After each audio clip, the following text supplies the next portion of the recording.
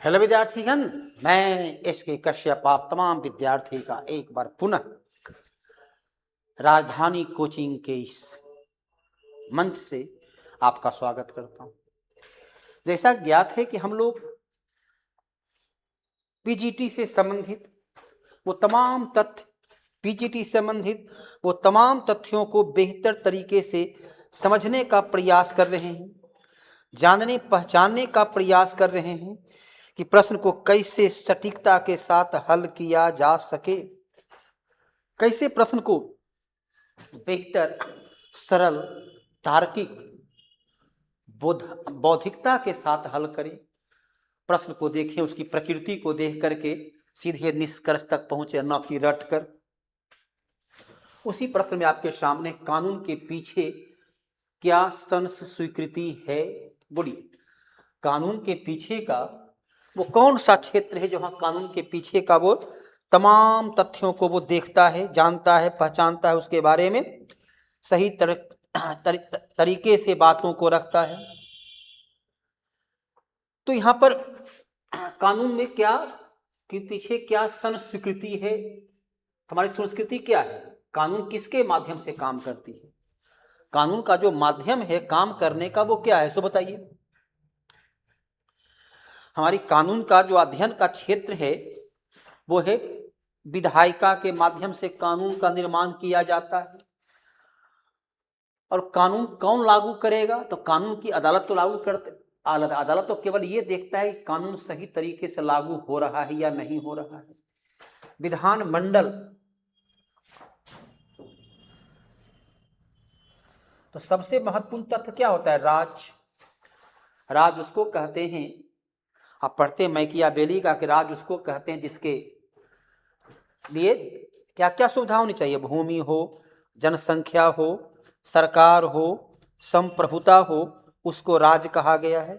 भूमि, जनसंख्या, सरकार और संप्रभुता हो तो उसको राज कहा गया है। यही ना आपका परिभाषा। तो राज के पीछे का जो मूल तथ्य है, तो राज के पीछे का मूल तथ्य क्या होनी चाहिए, बस उसको कंसेप्ट बनाना है। हर समय जो है आपको कंसेप्ट बना करके उत्तर देना है। रट करके यदि आप प्रयास करेंगे उत्तर देने का तो आपको हर समय कठिनाई महसूस होगी, हर समय जो है कठिनाई महसूस होगी, क्योंकि कानून को पालन कौन करेगा, राज करेगा। विधि का शासन यदि हम डायसी का देखें, कानून की सर्वोच्चता, कानून की समानता, कानून में विश्वास, तो सर्वोच्चता को निर्धारित कौन करेगा, राज। विश्वास कौन बहाल करेगा, राज। समानता व्यवस्था कौन करेगा, राज। अदालत तो केवल ये देखता है कि बनाए गए कानून के आधार पर राज काम कर रहा है या नहीं कर रहा है। जयप्रकाश नारायण किसके समर्थक थे, जयप्रकाश नारायण तो आपको ज्ञात है 1953 में भारतीय स्वतंत्रता के पश्चात जयप्रकाश नारायण 1953 में राजनीति से संन्यास ले लिए, है ना। उसके बाद जब 1974 में एनसीईआरटी बुक को पढ़िएगा 12 का, तो उसमें स्पष्ट रूप से है कि पहले गुजरात, उसके बाद बिहार में जब छात्र ने आंदोलन शुरू किया तो बिहार के छात्र ने जयप्रकाश नारायण को निमंत्रण दिया। जयप्रकाश नारायण कहे कि हम आपके आंदोलन का नेतृत्व करेंगे, बस शर्त यह है कि आंदोलन अहिंसक होनी चाहिए, कहीं भी उसमें हिंसा नहीं। अपने विरुद्ध हमको संघर्ष करना है तो अपने के विरुद्ध हमको हिंसा और प्रतिहिंसा का सहारा नहीं लेना है। तो जयप्रकाश नारायण जो है 1974 में संपूर्ण क्रांति के माध्यम से वास्तविक तौर पर लोकतंत्र की स्थापना करना चाहते थे। उनकी संपूर्ण क्रांति में समतामूलक समाज की स्थापना, जाति विहीन समाज की स्थापना, वर्ग भेद समाज की स्थापना। देखें, चलिए यहाँ तो पार्टी रहित लोकतंत्र, एक ये भी है। तो स्वतंत्रता पूर्व जब संविधान का निर्माण की प्रक्रिया चल रही थी तो वो कहते थे दल विहीन लोकतंत्र हो। अभी हम लोग पार्टी को चुनते हैं, पार्टी उम्मीदवार गड़बड़ देता है तो भी चुनते हैं, कहता है नहीं तब हम व्यक्ति को चुनते। ये दल विहीन लोकतंत्र के समर्थक थे। संसद के ऊपरी सदन को समाप्त कर देने या महिला को सीट का आरक्षण का नहीं, वो दल विहीन लोकतंत्र के अनुयायी थे। वो कहते थे कि पार्टी को नहीं बल्कि व्यक्ति खड़ा होगा तो जनता व्यक्ति को चुनेगा, वो व्यक्ति चुनकर आएंगे, वो अपने में से एक को नेता चुनेगा, तो वास्तविक लोकतंत्र होगा, वो स्वस्थ लोकतंत्र होगा। बंगाल का गवर्नर जनरल, भारत का गवर्नर जनरल कब बना? चलिए अब तमाम अधिनियम देख लीजिए। 1861 के अधिनियम के द्वारा क्या हुआ? भारत में पहली बार इस अधिनियम के द्वारा उत्तरदायी सरकार की स्थापना की गई। इस अधिनियम के द्वारा पहली बार भारतीय को प्रशासन में हिस्सेदारी दी गई। और आपको ज्ञात होगा कि बनारस का राजा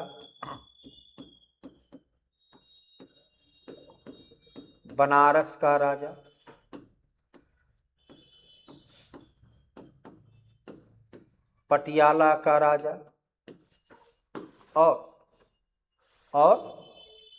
कौन थे? एक 3 व्यक्ति था, बनारस का राजा, पटियाला का राजा और सर दिनकर राव को शामिल किया गया। 1892 के अधिनियम के द्वारा पहली बार देश में अप्रत्यक्ष निर्वाचन का प्रबंध किया गया। कह सकते हैं भारत में पहली बार संसदीय प्रणाली का प्रारंभ जो है सो इसी से किया गया। 1833 के चार्टर एक्ट के द्वारा बंगाल के गवर्नर जनरल को भारत का गवर्नर जनरल बनाया गया। पहला गवर्नर जनरल थे लॉर्ड विलियम बेंटिंग। और 1773 के रेगुलेटिंग एक्ट के द्वारा बंगाल के गवर्नर को गवर्नर जनरल, 1773 बंगाल के गवर्नर को बंगाल का गवर्नर जनरल, 1833 बंगाल के गवर्नर जनरल को भारत का गवर्नर जनरल, 1858 भारत का गवर्नर जनरल को भारत का वाइसराय। ये 3 बार जो है पदनाम में परिवर्तन आया। जो सुनता है वही निर्णय लेता है, यह सिद्धांत किसका है? जो सुनता। तो ये हिंदू पर्सनल लॉ, ये तो 1955 में बनाया गया एक कानून था। 1955 में बनाया गया कानून था, जहां पारिवारिक तौर पर कहिए हमारे जवाहरलाल नेहरू, अब उनकी सबूत नहीं था, लेकिन वो उनका उद्देश्य वो नहीं था कि परिवार का विघटन कराएं, लेकिन कहीं न कहीं जो है उससे पारिवारिक विघटन की नींव हमारे संविधान के आधार पर रखी गई। कहीं न कहीं पारिवारिक नींव जो है हमारे संविधान के आधार पर रखा गया। तो 1955 तो आपका एक विकल्प तो आपका यूं ही समाप्त हो गया। एक विकल्प जो है स्वतः समाप्त हो जाता है। इसी प्रकार विकल्प को तोड़ना सीखिए। तो एक विकल्प तो आपका समाप्त हो जाता है। दूसरा विकल्प को देखिए, दूसरा विकल्प को आप देखिए कि क्या कहता है। तो विकल्प को जब तोड़ना सीख जाइएगा तो उत्तर देने में आपको कठिनाई नहीं होगी,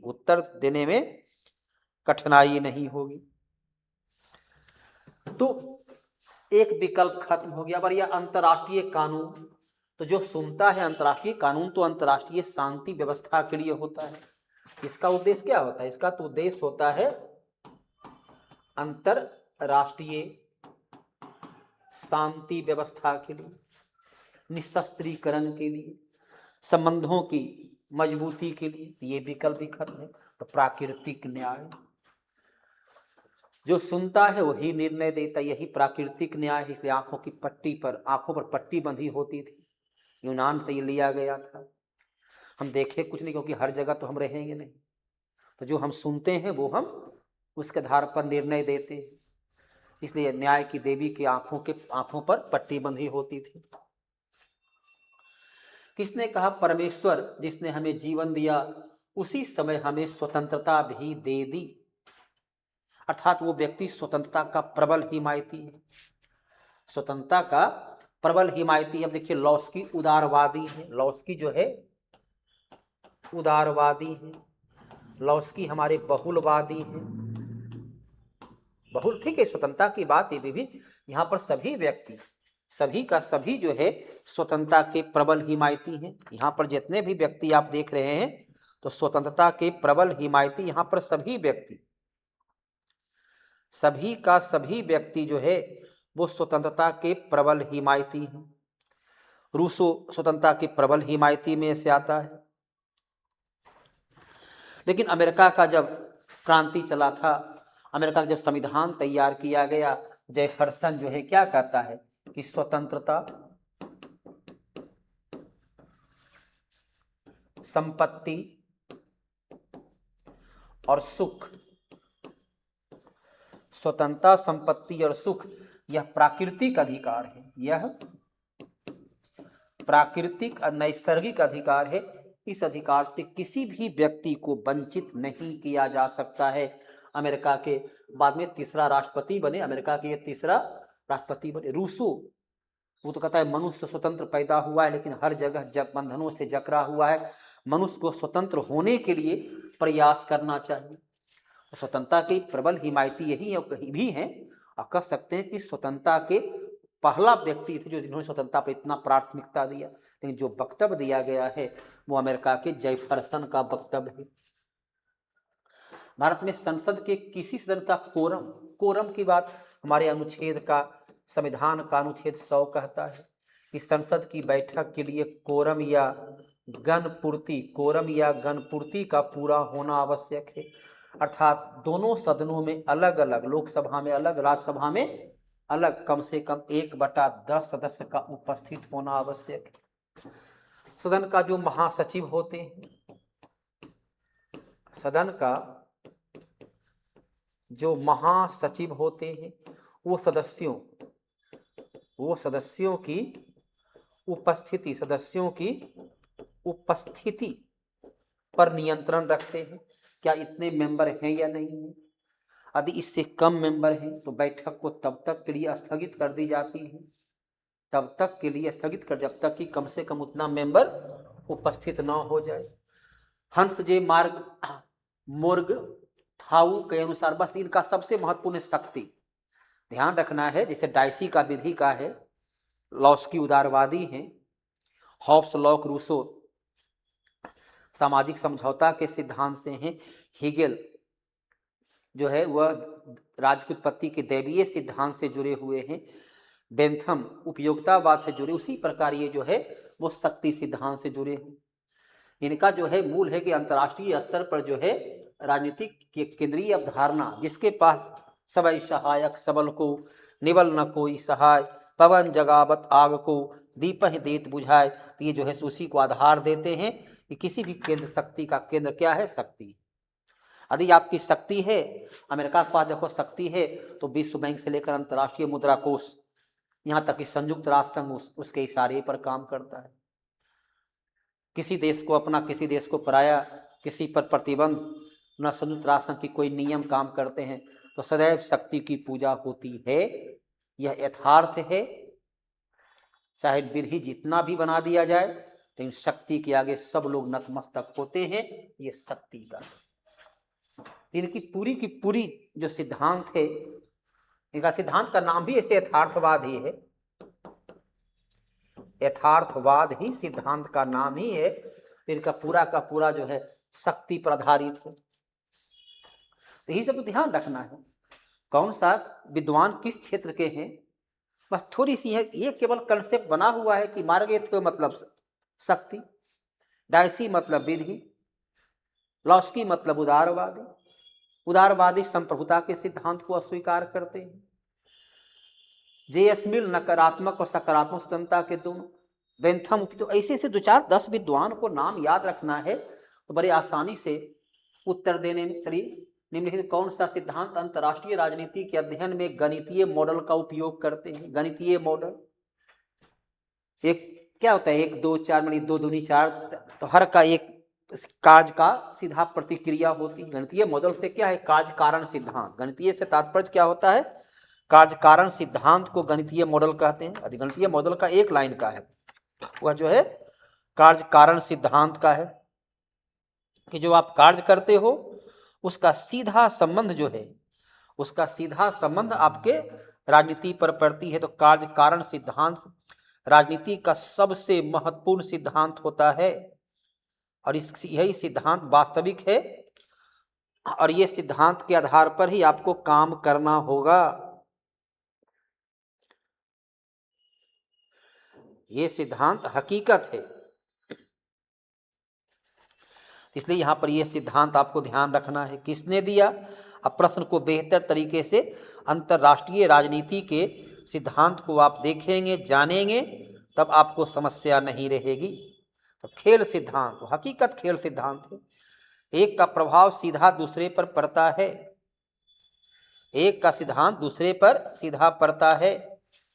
अब यहां पर क्या देखिए, गणितीय मॉडल किस पर आधारित होती है? सिस्टम सिद्धांत। तब तो वो सिस्टम सिद्धांत हो गया विधि। तो कोई भी काम व्यक्ति नहीं, काम सिस्टम करता है। लोकतंत्र में जहां व्यक्ति बदल जाते हैं, कानून वही रह जाती है। ये तो हो गया वैधानिक प्रक्रिया, ये तो हो गया वैधानिक प्रक्रिया। सिस्टम, निर्णय लेने का सिद्धांत, निर्णय तो फिर व्यक्ति का निर्णय हो गया, अपने हित पर निर्णय हो गया। और निर्णय जो आप लोगे अपने व्यक्ति पर लोगे, अपने हित पर निर्णय लोगे, तो क्या बचा? खेल सिद्धांत। क्रियागुण प्रतिक्रिया होती है। खेल सिद्धांत में क्या है? क्रियागुण प्रतिक्रिया का सिद्धांत होता है। अंतरराष्ट्रीय राजनीति का सबसे पुराना सिद्धांत किसे कहते हैं? सबसे पुराना सिद्धांत। आ जाइए फिर, किनका सिद्धांत? अरस्तु का, प्लेटो का। अरस्तु का, प्लेटो का सिद्धांत आ जाइए। उसके सिद्धांत में क्या है? आदर्शवाद है या यथार्थवाद है? अरस्तु और प्लेटो के सिद्धांत को यदि आप चुनेंगे तो वहां आदर्शवाद है या सिद्धांत का यथार्थवाद है? बोलिए। अब चूंकि यहां पर है अंतरराष्ट्रीय राजनीति का सबसे पुराना सिद्धांत, दुनिया में पहला व्यक्ति अरस्तु है जिसने तुलनात्मक राजनीति का सिद्धांत दिया। तुलनात्मक राजनीति का सिद्धांत। तो अंतरराष्ट्रीय राजनीति में उदारता से काम नहीं चलता, यथार्थ का बोध होनी चाहिए। स्वप्न से जवाहरलाल नेहरू जो है स्वप्न दृष्टा थे।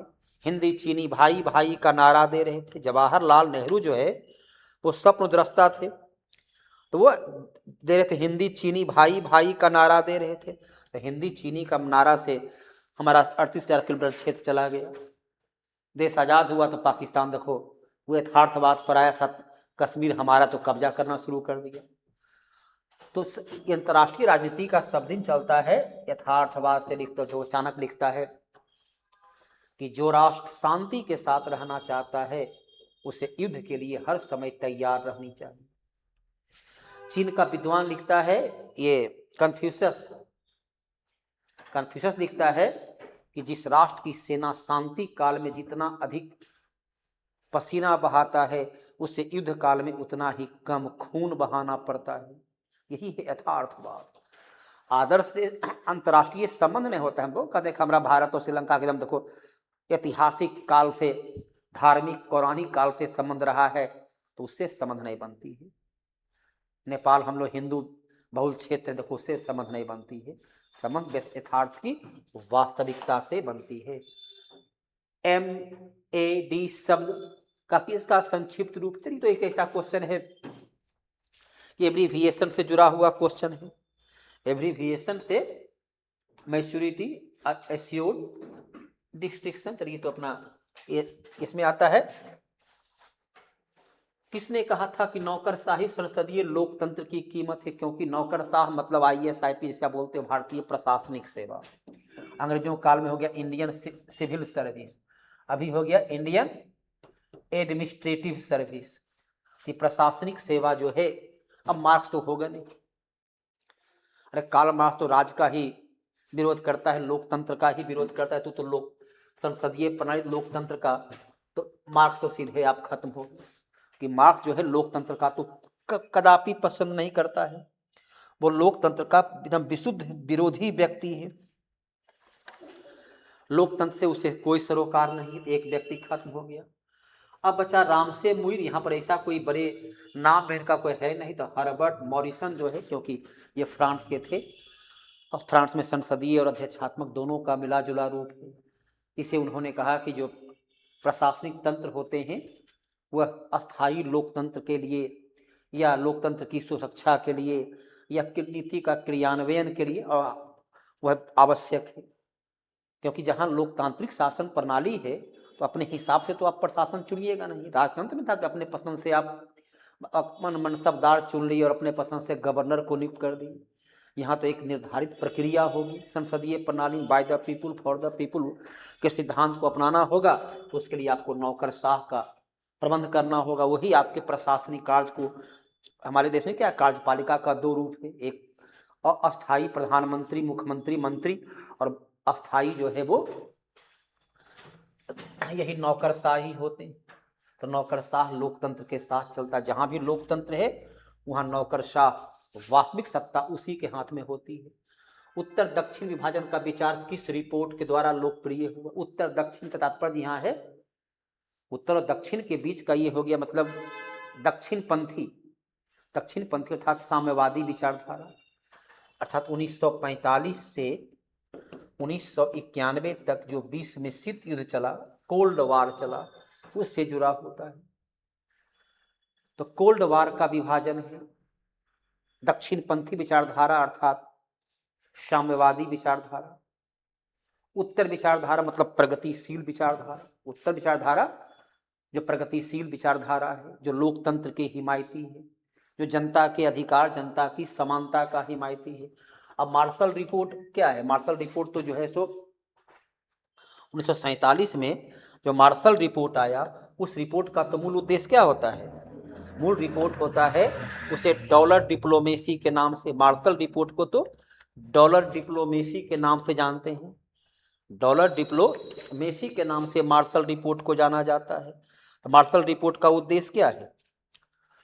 मार्शल रिपोर्ट का उद्देश्य है कि जो पूर्वी यूरोप के देश हैं या 9 स्वतंत्र देश हैं, जो 9 स्वतंत्र देश हैं, उस 9 स्वतंत्र देश को कैसे अपने पक्ष में कर सकें, कैसे उसे रशियन गुड से अलग कर सकें, उसके बारे में वो अपना विचार देते हैं। कैसे रशियन गुड से उसे अलग कर सकें, उसके बारे में अपना विचार देते हैं। इसमें अमीरी और गरीबी को आधार भी बनाया गया। अमीरी और दक्षिण का क्षेत्र, दक्षिण अफ्रीका महादेश, एशिया महादेश, जो 9 स्वतंत्र देश हैं वो गरीब देश हैं। तो ब्रांड रिपोर्ट में उसे रखा गया। तो शीत युद्ध के दौरान उन गरीब देश को अपने पक्ष में लाना है, वही था आपका ब्रांड रिपोर्ट।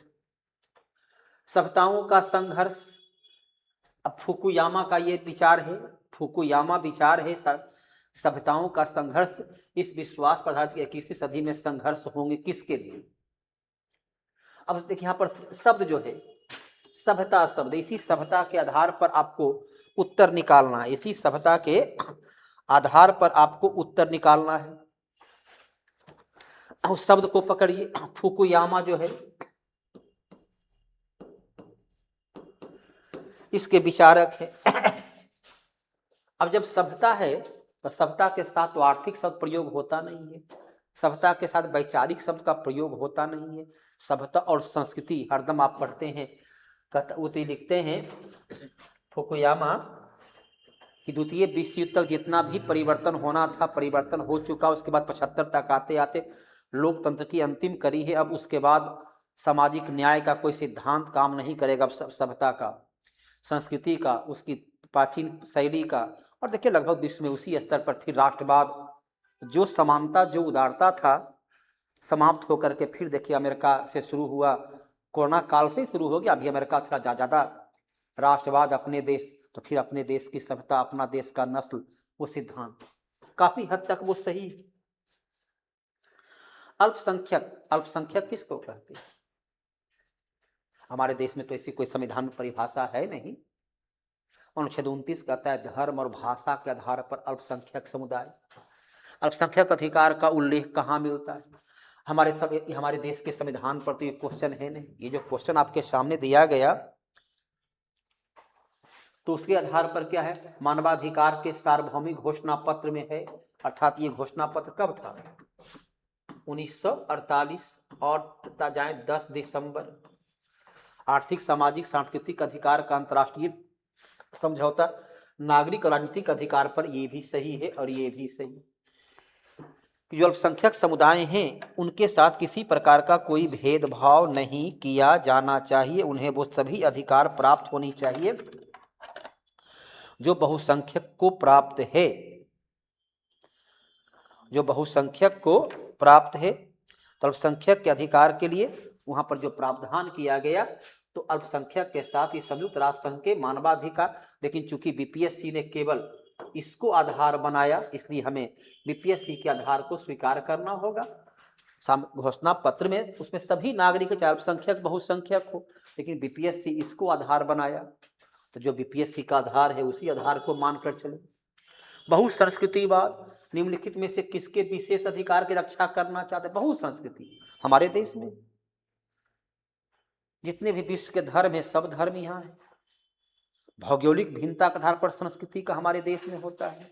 द्रविड़ संस्कृति से लेकर आर्य संस्कृति, आदिवासी संस्कृति से लेकर इस्लामिक संस्कृति, तो वो क्या करते हैं, वो जो है सो बहुसंस्कृतिवाद। अब संस्कृति है तो भाषा की बात करेगा, संस्कृति में जाति होती है, ये सांस्कृतिक समूह ही उत्तर देना है। ऐसे कुछ क्या है, कुछ क्वेश्चन ऐसा है तो प्रश्न में ही उसका उत्तर लिखा हुआ है, बस थोड़ी सी कंसेप्ट, थोड़ी सी समझ को बनाना है, उत्तर तो आपको अपने आप स्वतः स्फूर्त प्राप्त हो जाता है। तो बहुसंस्कृतिवाद में सांस्कृतिक समूह को आधार बनाना है, और उस संस्कृति की अपनी जो है सो भाषा हो सकती, जातीय तो खैर जरूरी है नहीं, लेकिन सांस्कृतिक समूह को ही यहाँ उत्तर देना है। अनुच्छेद 352 के तहत भारत के राष्ट्रीय आपातकाल दौरान किस अधिकार को निलंबित नहीं किया जा सकता है? अब याद करो, अनुच्छेद 359 ये क्या कहता है कि जब राष्ट्रीय आपातकाल लागू हो तो अनुच्छेद 20 और अनुच्छेद 21 को छोड़कर शेष सभी मौलिक अधिकार को राष्ट्रपति निलंबित कर सकते हैं। निलंबित कर सकते हैं, होगा तो नहीं लिखता है। अब देखो 20 और 21 किसमें? संपत्ति का अधिकार तो खैर मौलिक अधिकार रहा नहीं, अब तो ये विधिक अधिकार है 300 को, ये तो खैर होगा नहीं। बोलने और अभिव्यक्ति का ये है अनुच्छेद 19, तो होगा नहीं। कानून के समक्ष समानता अनुच्छेद 14 हो। निलंबित नहीं किया जा सकता है तो क्या देना होगा? उपयुक्त में से कोई नहीं, उपयुक्त में से, क्योंकि केवल 20 और 21 को निलंबित नहीं करेंगे, बाकी सब को निलंबित कर सकते हैं। तो यहां पर जो है ये हो जाएगा। चलिए, इनमें से किस विद्वान ने स्वतंत्रता के बाद प्रारंभिक वर्षों में भारत में पार्टी प्रणाली को एक पार्टी प्रणाली के रूप में वर्णित किया? एक पार्टी प्रणाली कांग्रेस स्वतंत्रता के बाद, क्या वास्तविक तौर पर एनसीईआरटी बुक भी देखें तो 1952 से लेकर 1971-77 तक का ये एक पार्टी का प्रभुत्व था। थोड़ी सी 1967 में कांग्रेस को कुछ क्षति हुई तो फिर से वो 71 में उस क्षति को वापस कर लिया।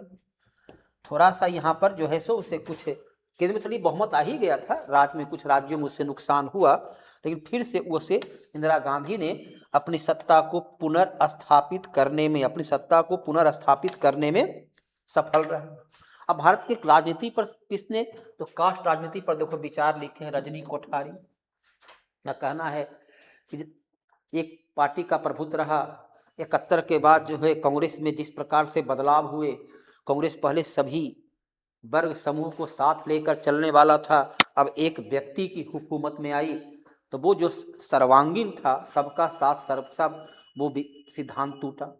उसके बाद धीरे धीरे जातीय उभार उत्पन्न हुए, क्योंकि इंदिरा अपने को हरिजन, गरीब, दलित को ही रूप में प्रस्तुत करने का प्रयास की, तो वहां से जातीय उभार आया।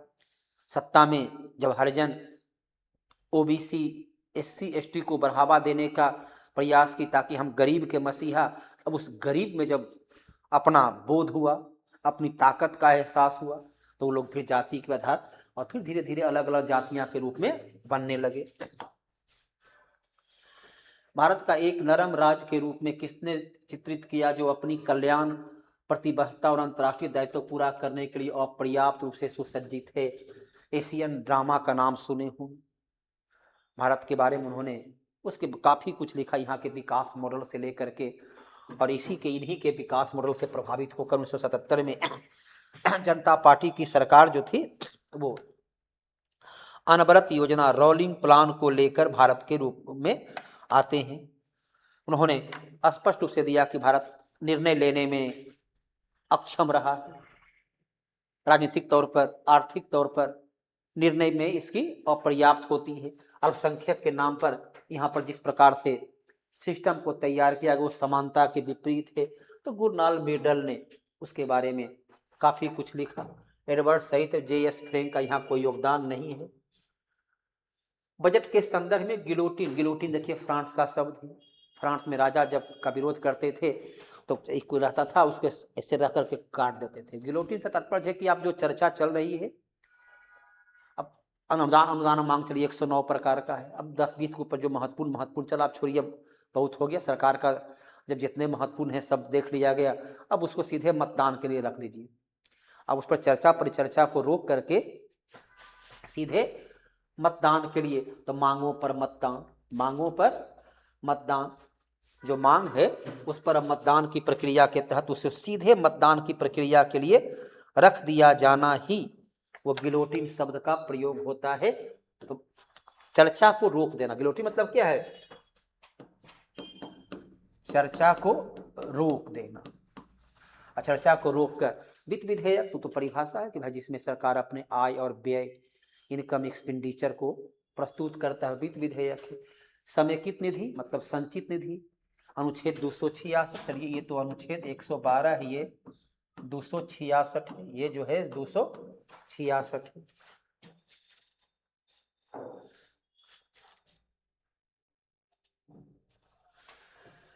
इनमें से किस विद्वान का तर्क है कि चुनावी प्रणाली पार्टी प्रणाली के प्रकृति निर्धारित करती है? चुनावी प्रणाली पार्टी प्रणाली को, क्योंकि जब चुनाव होगा तो इस बात को याद रखना है कि राजनीतिक दल को लोकतंत्र का आत्मा कहा जाता है। राजनीतिक दल को जो है लोकतंत्र का आत्मा कहा जाता है।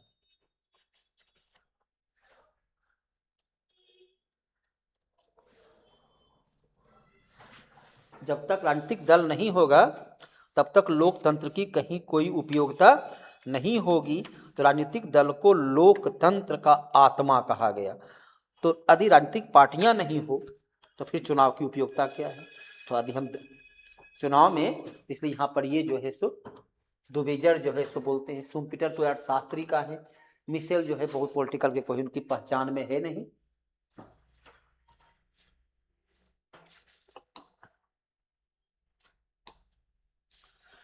ब्रिटिश इंडिया एक्ट अधिनियम किस वर्ष अधिनियमित किया गया था, जिसने भारत में ईस्ट इंडिया कंपनी पर नियंत्रित करने के लिए ब्रिटेन में नियंत्रण बोर्ड की स्थापना? अब ये क्या था? ये था रेगुलेटिंग एक्ट। ये है रेगुलेटिंग एक्ट। इसमें क्या किया गया? बंगाल के गवर्नर को गवर्नर जनरल और ईस्ट इंडिया कंपनी पर नियंत्रण के लिए 24 सदस्य का संचालक मंडल, बोर्ड ऑफ डायरेक्टर, संचालक मंडल का गठन किया गया। 1774 में आया कि ईस्ट इंडिया कंपनी पर आर्थिक नियंत्रण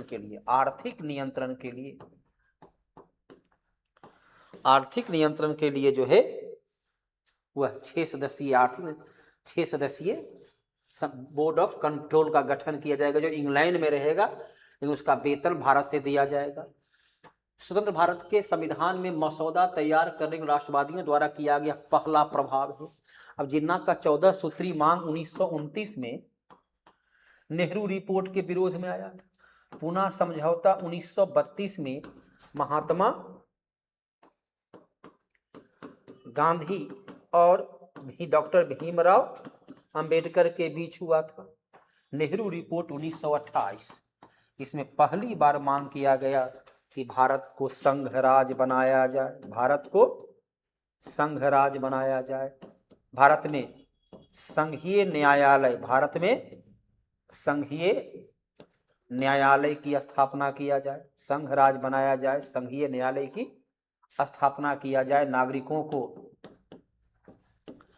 मौलिक अधिकार दिया जाए, भारत को औपनिवेशिक राज का दर्जा दिया जाए। ठीक है, मांग पर सहमति नहीं बनी, जवाहरलाल नेहरू, स्वयं मोतीलाल नेहरू का सुपुत्र जवाहरलाल नेहरू ने औपनिवेशिक राज की मांग को अस्वीकार कर दिए। लेकिन पहली बार अंग्रेजों के सामने एक प्रस्तुत किया गया कि हमारा संविधान ऐसा होनी चाहिए। इसके विरोध में जिन्ना ने 1929 में दिया कि नहीं, सांप्रदायिक निर्वाचन पर होनी चाहिए, मुसलमानों के हित पर होनी चाहिए वगैरह उसमें रखा। किस अधिनियम ने बंबई और मद्रास प्रेसिडेंसी को उनकी कानून बनाने की शक्ति से वंचित कर दिया? जब भारत को जब 1773 में कलकत्ता, बंबई और मद्रास 3 प्रेसिडेंसी हुआ, तीनों का एक गवर्नर हुआ। इसमें बंगाल को गवर्नर जनरल अर्थात दोनों के, पहले तो बंगाल को हेड किया गया, जब बना दिया गया भारत का गवर्नर जनरल। भारत का गवर्नर जनरल की जब बात कर दी गई तब क्या कर दिया गया, तो भारत की गवर्नर जनरल के साथ ही जो है उसमें व्यवस्था कर दी गई कि अब देश का, अब भारत के गवर्नर जनरल है तो कानून भारत का बनाएंगे। भारत के प्रशासनिक दृष्टिकोण से भारत को एकीकृत कर दिया गया, एकीकरण कर दिया गया। पहले क्या था, विकेंद्रीकरण था, उसको कलकत्ता के अधीन लाने का प्रयास किया, अब तो यहाँ एकीकृत कर दिया गया। 1813 के अधिनियम में चीन के साथ व्यापार, चीन पड़ोसी देश के साथ व्यापार और चाय का व्यापार, चाय वस्तु का छोड़ करके से सभी व्यापारिक अधिकार ईस्ट इंडिया कंपनी से ले लिया गया। 1861 के अधिनियम के द्वारा भारत में जो है उत्तरदायी सरकार की स्थापना किया गया।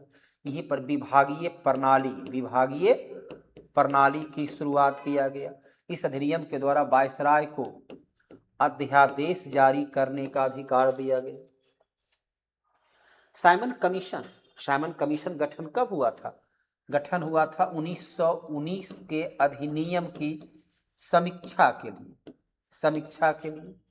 गठन हुआ 1927 में, भारत आया 1928 में, रिपोर्ट दिया 1930 में। इसी की रिपोर्ट पर 1930, 1931, 1932 में 3 गोलमेज सम्मेलन हुआ। और इस रिपोर्ट पर 1935 में एक एक जो है सो बना आपका कानून 1935 का अधिनियम। एकात्मक प्रणाली तो उद्देश्य वहां था नहीं, उसने भारत को एक संघ राज बनाने का प्रस्ताव दिया। जो संघ राज का प्रस्ताव लागू नहीं हो सका, लेकिन भारत को संघ राज बनाने का, एक फेडरेशन बनाने का, कि जिसमें जो देसी नरेश हैं उनकी इच्छा है शामिल होना चाहिए नहीं होना चाहिए। अंग्रेजी राज्य और देसी नरेश की मैंने एक सहमति, जिस प्रकार अमेरिका में की सहमति के द्वारा एक फेडरेशन बनाने का विचार रखा गया। किसके वायसराय काल के दौरान दमनकारी अधिनियम, जिसे गैंगिंग एक्ट के नाम से जाना गया, दमनकारी अधिनियम, किसका दमन करना है? दमन करना किसका है बोलिए? दमन करने का यहाँ उद्देश्य क्या है? जब गैंगिंग से तात्पर्य, जब दमन से आपका उद्देश्य स्पष्ट हो जाएगा तो जो है वो किसका कहा जाएगा? तो उसका तात्पर्य गैंगिंग एक्ट से होता है, वो आपका है vernacular press act. Vernacular press act को यदि आप समझ जाएंगे तो बड़ी आसानी से, तो वर्नाकुलर प्रेस एक्ट,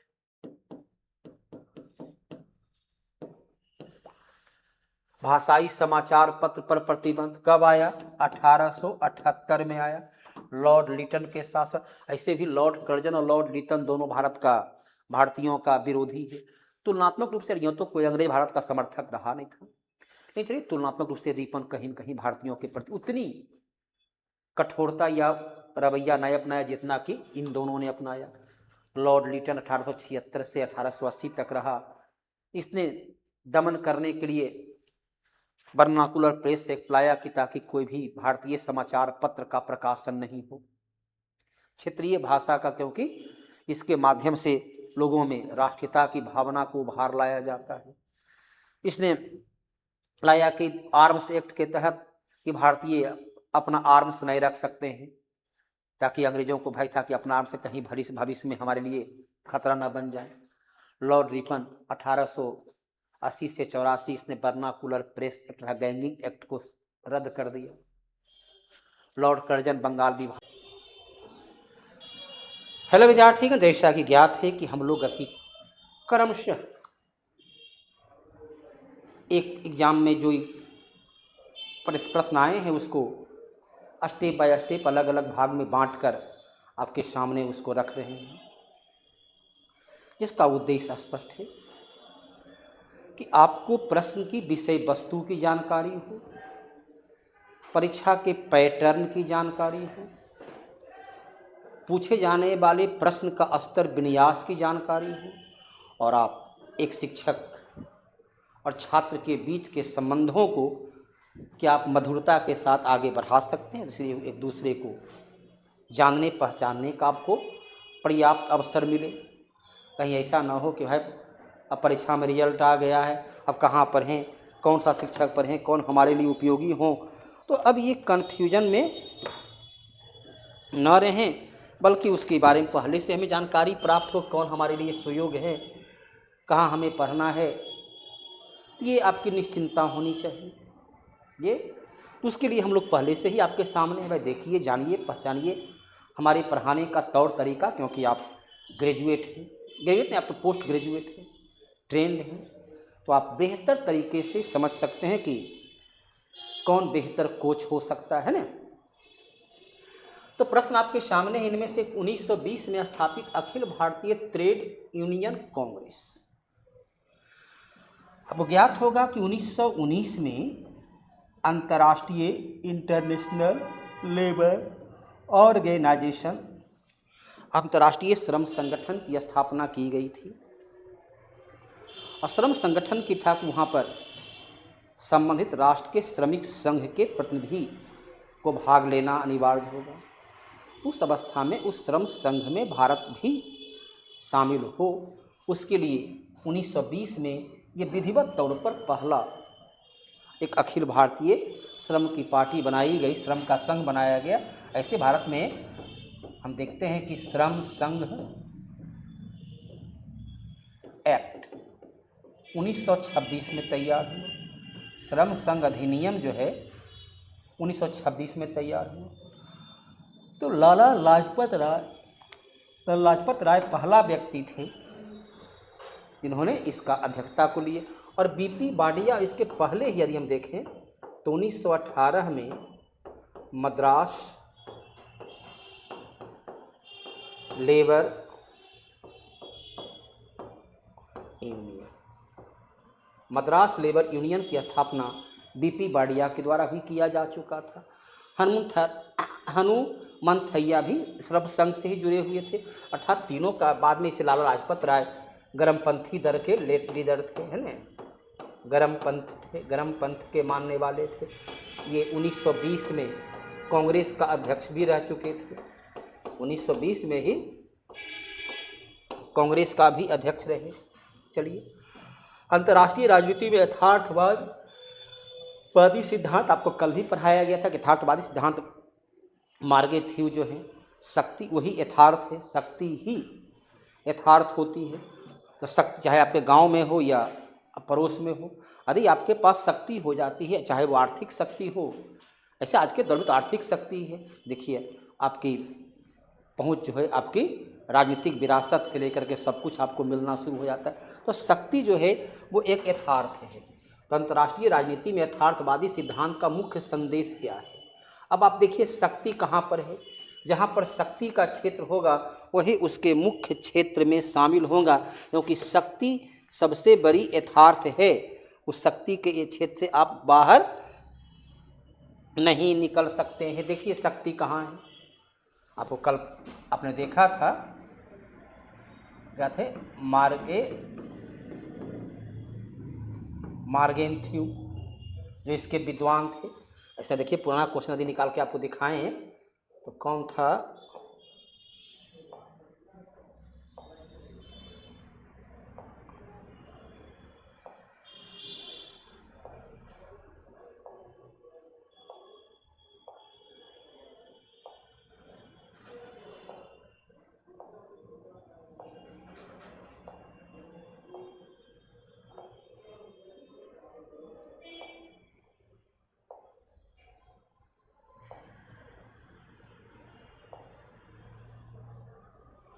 चलिए हंस जे मार्गेट, कल भी इसकी चर्चा किए थे।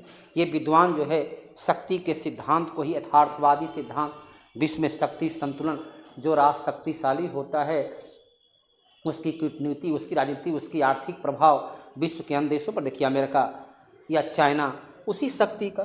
तो आप आर्थिक और सामरिक शक्ति यदि आपके पास है तो आपकी पहुंच, आपकी बातों को पूरा विश्व जो है सो ध्यान से देखेगा, ध्यान से। लेकिन यदि नहीं है तो फिर कोई भी उसकी, तो यहाँ पर इसी बात को रखता है। अब यहाँ देखिए शक्ति किस में है, तो संघर्ष से बचने के, दूसरे हितों को जानना, संघर्ष से बचना। शक्ति आपकी है कि लड़ने को तैयार है, जहाँ कुछ किया तो है हम उसका मुंह तोड़ जवाब देंगे। तो शक्ति का देखिए क्या है, उस नीति का अपनाना जो किसी राष्ट्र की शक्ति को बढ़ाए। यही अंतर्राष्ट्रीय राजनीति का यथार्थवाद, मार्गन थ्यू का ये सिद्धांत है। मैं यथार्थवादी हूँ, सदैव से, मैंने कल भी इस लाइन को बोला था, सदैव सहायक सबल को निबल न कोई सहाय, पवन बढ़ावत आग, पवन जगावत आग को दीपक देत बुझाए। आग लगता है, दीपक छोटा सा है, पवन बुझा देता है, घर में लगे आग उसके सहयोगी बन जाता है, क्योंकि वो शक्तिशाली है। तो शक्ति यथार्थ है। सहयोग और समायोजन, ये कमज़ोर राष्ट्र सहयोग और समायोजन करते रहते हैं, लेकिन उसका कोई प्रतिफल सामने नहीं आता है। किस संघ में दूसरे सदन में राज्यों के समान प्रतिनिधित्व है। अब दूसरा सदन, जिसे हम लोग भारत में बोले राज्यसभा, अमेरिका में बोला गया सीनेट। तो कहता है वो कौन सा है जहाँ, जैसे भारत में क्या है, अब राज्यसभा में भी उत्तर प्रदेश में 31 सीट है, उत्तर प्रदेश में 31 सीट है, बिहार में 16 सीट है,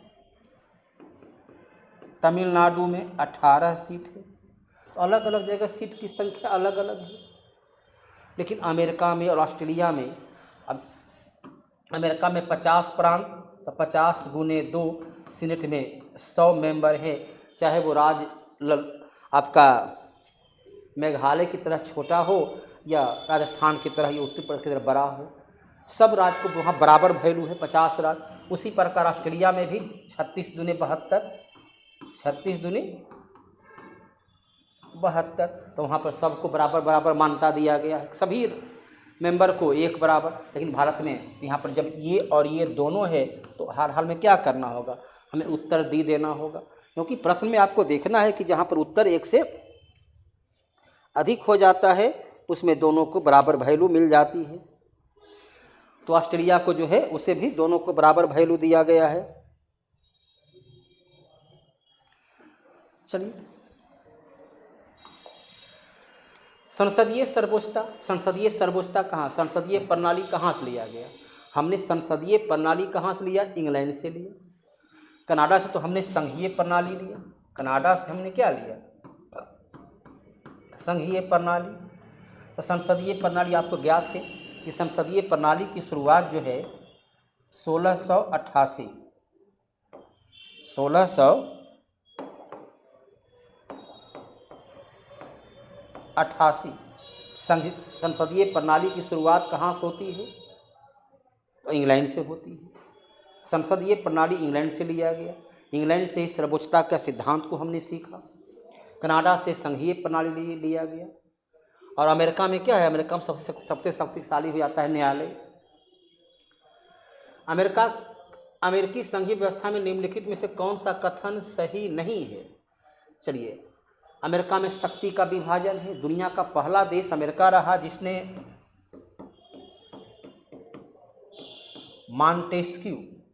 मॉन्टेस्क्यू का पावर ऑफ सेपरेशन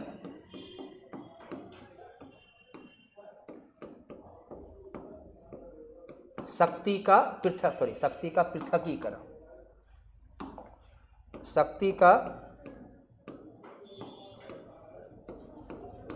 पृथकीकरण का सिद्धांत,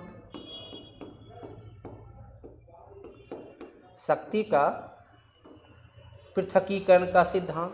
तो मॉन्टेस्क्यू की शक्ति का पृथकीकरण का सिद्धांत जो है दुनिया में सबसे पहले अमेरिका में ही लिया गया। कार्यपालिका, विधायिका और न्यायपालिका के बीच शक्ति का विभाजन हो। अब यहाँ पर अब राज्यों की शक्ति अपरिभाषित है, लेकिन वह सीमित नहीं है। चलिए, राज्य की शक्ति परिभाषित है। अमेरिका में संघ का अलग कानून है, राज्य का अलग कानून है। अमेरिका में संघ का कानून अलग है, राज्य की कानून, वहाँ 50 राज्य का अपना अलग अलग संविधान है, अमेरिका का अलग संविधान है। अमेरिका में दोनों एकदम शक्ति का स्पष्ट विभाजन हो जाता है। यहाँ असीमित, अपरिभाषित नहीं तो कुल का अपना संविधान तो खत्म हो गया। अभी शक्तियाँ, अविशिष्ट शक्तियाँ राज्य में नहीं थे, सही है। हम लोगों का देश में क्या है कि अविशिष्ट शक्तियाँ कनाडा से लिया गया उस संघ के पास है, लेकिन ऑस्ट्रेलिया में, अमेरिका में अविशिष्ट शक्ति जो शेष बच गया, शक्ति बांट दिए संघ सूची राष्ट्र, जो बच गया वो राज्य के पास होगा। लेकिन हमारे पास संघ में ये लाइन तो सही है, संघीय सरकार किसी घटक राज्य का नाम और क्षेत्र बदल सकती है, नहीं बदल सकती है। अमेरिका वास्तव में संघ है, 50 स्वतंत्र अलग अलग देश मिलकर एक देश बना। हर देश की सीमा, नाम, हमारे देश की तरह नहीं है कि संसद जो है नाम बदल सकता है, सीमा बदल सकता है, क्योंकि हमारा देश कोई अलग अलग समझौता द्वारा संघ नहीं बना, बल्कि प्रशासनिक दृष्टिकोण से विभाजित करके उसे हम संघ बनाए हैं। तो यहाँ पर बी नंबर जो है सो सही है, अर्थात केवल बी नंबर। और विशिष्ट शक्ति जो है वहाँ संघ के पास नहीं बल्कि राज्य के पास है। ऑस्ट्रेलिया में भी संघ की शक्ति राज्य के पास है। तो ऑस्ट्रेलिया, अमेरिका, स्विट्जरलैंड, ये सब ऐसे देश हैं जहाँ शक्ति राज्य के पास है। तो उत्तर क्या हो जाएगा? 140 का बी। उत्तर क्या हो जाएगा? 140 का बी। ये क्या कहता है, क्वेश्चन क्या है? वो कथन सही नहीं है लिख रहा है, सॉरी, कथन सही नहीं है लिख रहा है जी। तो स्पष्ट यहाँ तो ये संघीय सरकार की घटक राज्य का नाम नहीं बदल सकता है। राज्य की शक्तियाँ अपरिभाषित है, लेकिन वह सीमित नहीं है। राज्य की शक्ति वहाँ परिभाषित है लेकिन असीमित नहीं, असहत नहीं। चलिए कुछ उसकी हर का अपना अपना संविधान है। यहाँ पर क्या करना होगा? ये भी गलत है, अर्थात उत्तर हमको डी देना होगा। जैसे बीपीएससी शायद उत्तर यही माना है, बीपीएससी उत्तर केवल सी को माना है, लेकिन उत्तर जो है वास्तविक तौर पर यहाँ क्या हो जाएगा? डी हो जाएगा। ऐसे बीपीएससी उत्तर सी माना है, बीपीएससी उत्तर सी माना है। अमेरिकी राष्ट्रपति चुनाव में यदि किसी उम्मीदवार को अपेक्षित बहुमत नहीं मिलता है तो निर्णय के लिए भेजा जाता है, वहाँ पर सीधे कोर्ट या प्रतिनिधि सभा। चूँकि चुनाव है, चुनाव जनता के द्वारा किया गया है, जनता के प्रतिनिधि को ये अधिकार दिया गया है, तो जनता के जो प्रतिनिधि हैं वो अंत में तय करेंगे। ऐसे तो अमेरिका में अध्यक्षात्मक शासन प्रणाली है, सीधे जनता। अब वहाँ की चुनाव प्रणाली थोड़ा सा भिन्न है। अभी वहाँ क्या होता है, चलो यहाँ पहले जनता वोट दिया और एक कोलिजियम की तरह जो है सो एक चुना गया, 500 कुछ लोग वहाँ जनता ने चुना। अब वो जो है राष्ट्रपति का चुनाव करते हैं। अब जनता जो है रिप्रेजेंटेटिव मेंबर को अलग से चुनते हैं। वहाँ के चुनाव की प्रक्रिया थोड़ी सी भिन्न है, वहाँ चुनाव में बहुत लंबा समय लगता है। तो यदि अमेरिका में मान लीजिए कि कहता है कि किसी उम्मीदवार के, अब होता क्या है कि चलो हमको एक्यूरेट तो भी नहीं याद है, शायद 546 या कितना वहाँ पर चुन कर आते हैं, वो चुनते हैं। अब 546 में वोटिंग में जो है, अब वोट यदि अपेक्षित बहुमत नहीं मिला, 50% तो नहीं मिलने की संभावना नहीं, क्योंकि 2 उम्मीदवार होते हैं, मिलवे करेगा। लेकिन यदि वैसा नहीं हो तो फिर हमें कहाँ जाना होगा निर्णय के लिए? तब प्रतिनिधि सभा, जहाँ जनता द्वारा चुने गए सभी हैं, तो प्रतिनिधि सभा में वहाँ पहुँचेंगे। और फिर वहाँ, क्योंकि यहाँ जो ये जो है वो राज्य की अलग अलग जनसंख्या के आधार पर, जिस राज्य का जितना जनसंख्या है उसके आधार पर वहाँ सीटों को दिया गया है। तो फिर ये प्रतिनिधि सभा भी जनता के द्वारा चुने गए हैं। तो प्रतिनिधि सभा में जिसके पास बहुमत होगा वो सरकार बनाने में सक्षम हो जाएंगे। ऐसे उसकी संभावना लगभग नहीं है। प्रतिनिधि ये भी वहाँ पर एक कोलिजियम की तरह जनता चुनती है, फिर वो वोट देते हैं, और फिर जनता प्रतिनिधि सभा को चुनती है, और सीनेट तो राज्य चुनकर भेजा, और सभी राज्य छोटा हो या बड़ा हो। और सुप्रीम कोर्ट वहाँ कहता है कि भाई मैं कानून बनाऊंगा, कानून वही है जो कि कोर्ट कहेगा। तो यहाँ पर कोर्ट सबसे प्रभावी हो जाता है, लेकिन सरकार चुन विधि में, कानून में बनाने में कोर्ट की भूमिका हो जाती है। जर्मन चांसलर, जैसे हम लोग प्रधानमंत्री बोलते हैं, जर्मन भी संसदीय प्रणाली का देश है। जर्मन भी जो है वो संसदीय प्रणाली का देश है। और हम लोग प्रधानमंत्री कैसे चुनते हैं? हम लोग जनता तो प्रधानमंत्री को नहीं चुनते हैं, जनता चुनती है सांसद को संसद में लोकसभा के बहुमत दल के नेता, उसी प्रकार वहाँ भी होता है। तो सीधे जनता नहीं चुनती। जहाँ संसदीय प्रणाली होती है, इंग्लैंड हो, जर्मनी हो या भारत हो, कल चलिए पाकिस्तान हो, कल तक नेपाल हो, जहाँ भी संसदीय प्रणाली है, अध्यक्षात्मक शासन प्रणाली में राष्ट्रपति को जनता चुनती है, लेकिन संसदीय प्रणाली में प्रधानमंत्री को जनता नहीं बल्कि जनता के प्रतिनिधि चुनते हैं। अब यहाँ उच्च सदन तो चुनेगा। उच्च सदन दुनिया का एकमात्र अमेरिका है जहाँ का उच्च सदन शक्तिशाली होता है। यहाँ पर क्या हो जाएगा, बुंडस्टैग प्रतिनिधि सभा। हम लोग का लोकसभा, वहाँ प्रतिनिधि सभा। हम लोग का राज्यसभा, तो वहाँ का बुंडेसराट हो जाता है। तो जब भी चुनता है तो लोकतंत्र में संसदीय प्रणाली के क्षेत्र में वो चुनने का अधिकार किसको है, प्रतिनिधि सभा को हो जाता है। भारत की प्रणाली है, भारत याद है, वो भी याद रहेगा। भारत का है, जर्मनी का है, हाँ फ्रांस थोड़ा भिन्न है। फ्रांस में संसदात्मक और अध्यक्षात्मक दोनों का मिला जुला रूप है। ये रूस में संसदात्मक अध्यक्षात्मक दोनों का मिला जुला रूप है। पड़ोस में श्रीलंका में भी संसदात्मक अध्यक्षात्मक दोनों का मिला जुला। ब्रिटेन के संविधान के बारे में निम्नलिखित में से कौन सा सही है? वहाँ एकात्मक सही है, एकात्मक संविधान है, संसद संप्रभु है, न्यायिक समीक्षा एक प्रणाली ही तो है, गलत है। यूके में न्यायिक समीक्षा दुनिया का सबसे कमजोर न्यायपालिका भी कह सकते हैं। बड़े लोकतांत्रिक देशों में तो वह इंग्लैंड का ही है।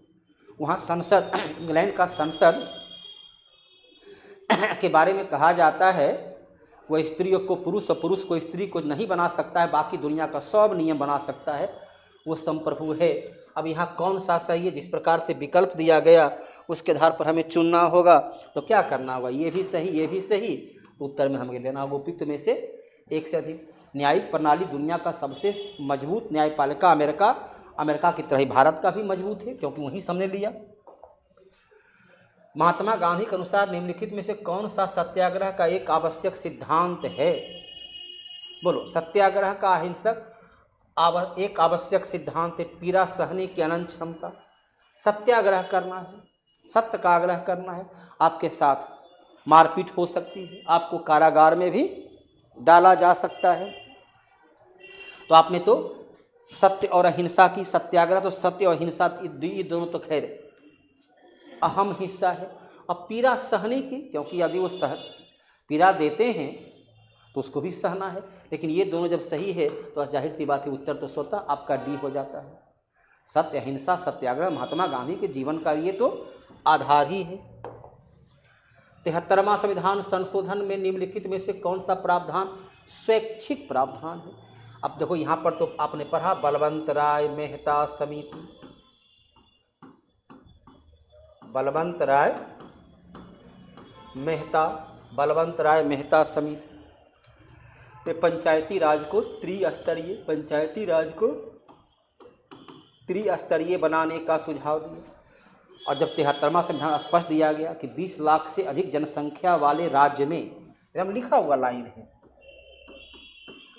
20 लाख परस है तो त्रिस्तरीय बनाना होगा। अनुच्छेद 243 का डी में स्पष्ट कहता है कि महिला को 33% का आरक्षण देना होगा, लेकिन पिछड़ा वर्ग के लिए कोई कानून नहीं है, मन है दीजिए, नहीं मन है नहीं दीजिए।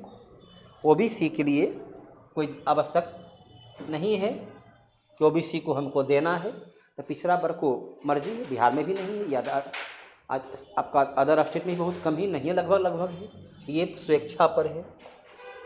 शक्ति को सत्ता से अलग करने के संदर्भ में करिश्माई नेतृत्व की अवधारणा किसके द्वारा रखा गया? अब कहीं न कहीं चलिए हमारे देश में तो चाहे जवाहरलाल नेहरू से लेकर नरेंद्र मोदी तक करिश्माई नेतृत्व कहीं न कहीं राजनीतिक क्षेत्र में एक अहम महत्वपूर्ण पहलू रखता है। तो ये विश्व स्तर पर भी है। आपको कहीं आता है ना कि जो चाहे अमेरिका में तो जो है जब भी चुनाव अध्यक्षात्मक शासन प्रणाली में वो जब भी चुनाव होती है तो करिश्माई व्यक्तित्व की ही भूमिका होती है। बराक ओबामा हो या अभी का जो वर्तमान है डोनाल्ड ट्रंप हो, तो मैक्स वेबर जो है करिश्माई, शक्ति सत्ता अपनी जगह है, लेकिन उस व्यक्ति का व्यक्तित्व भी, अब ठीक है जिसको जैसा प्रभाव हो तो कहीं कहीं वो प्रभाव व्यक्ति का पड़ता है चुनाव में, लोकतंत्र में। आवश्यकता प्राथमिक सिद्धांत का प्रतिपादन किसने किया? इसमें कहा गया कि उच्च क्रम की आवश्यकताओं से पहले निचले क्रम की आवश्यकता अवश्य संतुष्ट होनी चाहिए। यहाँ उच्च और नीच क्रम से तात्पर्य है जिसे आप हाशिए का वर्ग, जिसे जॉन रॉल्स सोशल जस्टिस अज्ञानता के पर्दा जो सबसे निचले तबके के हैं, सबसे पहले उसे संतुष्ट होना आवश्यक होता है। वो सिद्धांत देने वाले कौन हैं? तो यहाँ पर जो व्यक्ति है वो है मौसले, ये सिद्धांत दिए हैं।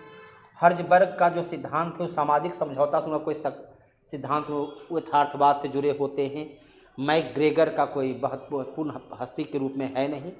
तो मैसले का ये सिद्धांत है कि सामाजिक क्षेत्र में, राजनीतिक क्षेत्र में, सत्ता के विभाजन के क्षेत्र में नीचे का वर्ग जब तक संतुष्ट नहीं होगा, क्योंकि नीचे में क्या होता है, ये पिरामिड के आकार का चलता है। नीचे एक बड़ा समूह होता है, जैसे जैसे ऊपर बढ़ते हैं तो सबसे पहले ये आधार मजबूत होना चाहिए। यहाँ की जब संतुष्टि होगी तभी आगे का, तो उसने पिरामिड के आकार को उसे रूप दिया है। चेस्टर ई बेनार्ड के अनुसार किसी संगठन की कार्यपालिका का अत्यधिक महत्व होता है। निम्नलिखित में से किस कार्य के कारण कार्यपालिका क्या काम है? सोचिए, कार्यपालिका काम होता है बनाए गए विधि को लागू करना। कार्यपालिका तात्पर्य हुआ बनाए गए विधि को लागू करना। तो संचार की एक प्रणाली कौन स्थापित करेगा? भारत सरकार या राज्य सरकार?